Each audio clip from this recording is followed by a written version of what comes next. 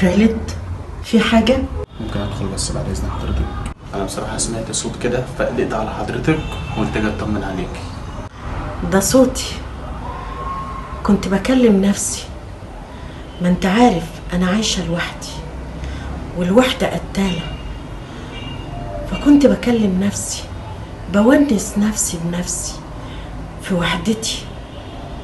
ما مفيش حد معايا يونسني ويكلمني ويحكي لي ويطمن عليا، فكنت بسلي نفسي، بكلم نفسي.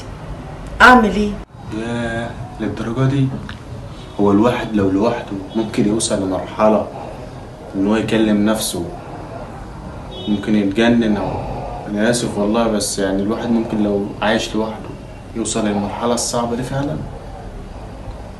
ايوه طبعا يوصل للمرحلة دي. لا، الواحد المؤمن اللي بيصلي مع ربنا ما يوصلش لحالة الجنان.